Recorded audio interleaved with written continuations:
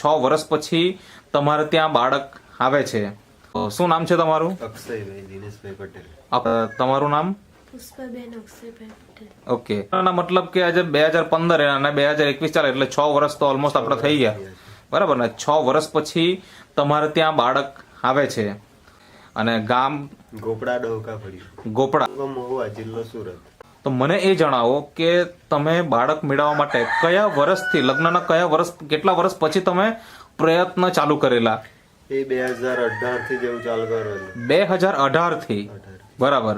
એટલે 2018 થી લઈને 2020-21 સુધી તમારા પ્રયત્ન ચાલતા હતા.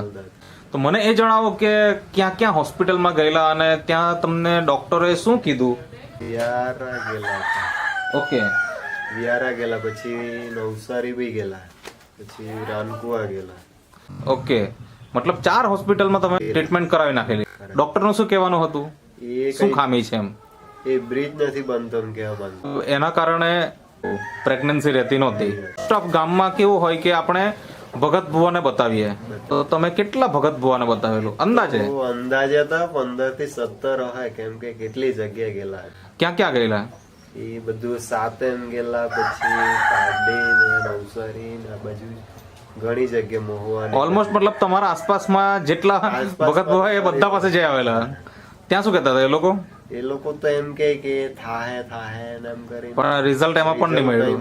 નહીં. એટલે આવી રીતના તમારા મતલબ 6 વર્ષ નીકળી ગયા વર્ષ નીકળી અને અત્યારે હાલમાં તો તમારે ત્યાં બાળક આવી ગયું, બરાબર? તો મને સૌથી પહેલા એ જણાવો કે એ રિઝલ્ટ આવ્યું કે શેનાથી? એ છે ને અમારો એક ફ્રેન્ડ હતી, તેના કોન્ટેક્ટ અમે કરેલો હતો. એના પરથી પછી પ્રોજેક્ટ લીધી અમે.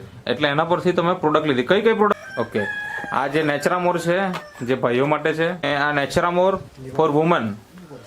તો મતલબ આ પ્રોડક્ટ રેગ્યુલર ઉપયોગ કર્યો, કેટલા મહિના વાપર્યા પછીથી તમને શરીરમાં કેવા કેવા પરિવર્તન આવવાને ચાલુ થયું? પહેલા તો એ જણાવો કે શરૂઆત કરી ત્યારે તમને શરીરમાં શું થયેલું? બેન, તમે વાત કરો. ઓકે, મતલબ કે માસિક ધર્મ જે આવવું જોઈએ એના કરતા વધારે ચાલુ થઈ ગયું પહેલા જ મહિનામાં. તો તમને ત્યારે ચિંતા થઈ હશે કે આ શું થયું એમ, બરાબર ને? પછી તમે બંધ કરી નાખ્યું કે શું કર્યું એમ? દવા ચાલુ રાખી. તમને શું સલાહ આપી? કીધેલું કે કઈ નહીં, ટેન્શન લેવા જેવું નથી, આવી જશે.